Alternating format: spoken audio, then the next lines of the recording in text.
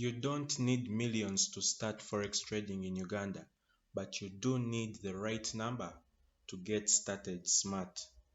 And today I'm answering one of the biggest questions beginners ask. How much money do I really need to start forex right here in Uganda?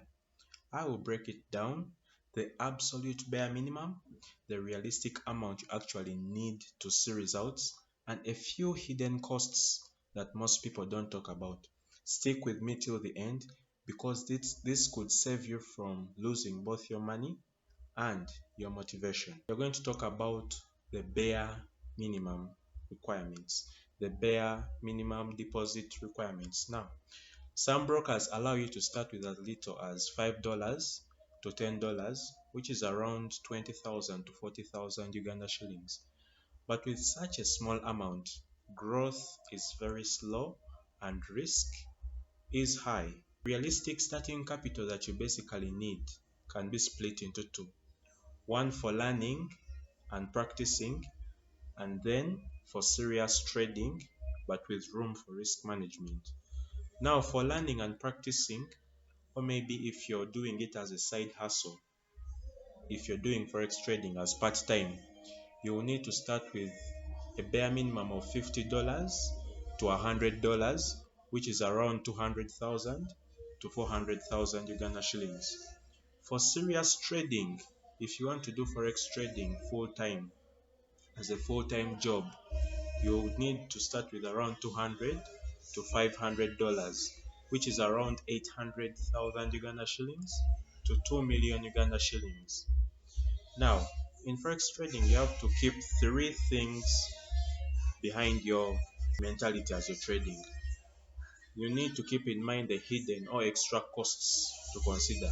Number one, you will need internet bundles or Wi-Fi because forex trading is an online business. You will need to access the internet. So either you're having Wi-Fi that you're paying for, or you're paying for internet bundles. Then two, you need a reliable smartphone or laptop. This is where you'll be carrying out your trades. You'll be having your apps like MT5 or Xness.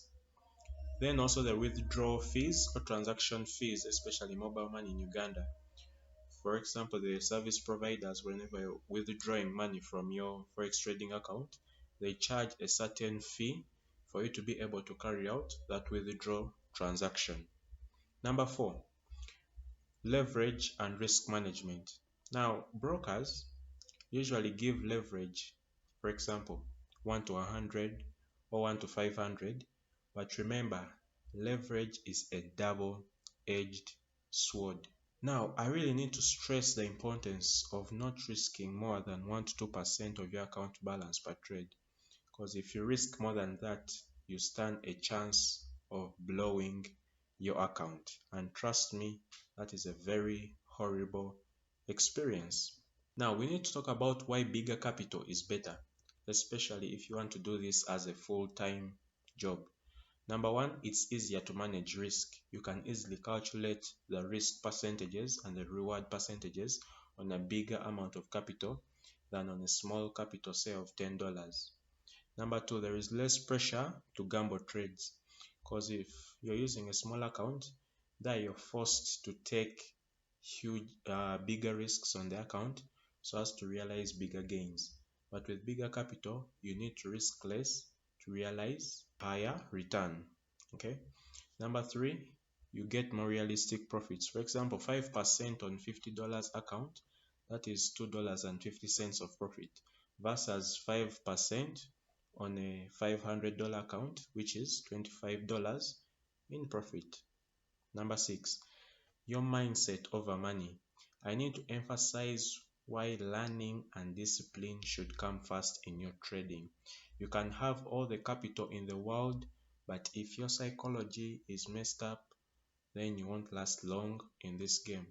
You need to emphasize discipline and your trading psychology. Actually, trading psychology makes up 60% of your personality as a trader. So if your trading psychology is messed up, you cannot succeed in this game. And then another thing, it is better to blow a $50 account learning than a $500 account gambling. Fxantipas. What is your closing takeaway? What is your analysis according to what you've done in the forex market? So what I've seen, the bare minimum you need to start if you're doing it part-time or for learning purposes, you need $10 to $50 to test things out and to learn and see if you're consistent in the market. But realistically, if you want to do this as a full-time thing, you'll need around $200 to $500 to trade properly and manage risk. You should invest in knowledge plus risk management before money. Subscribe, like, bye bye.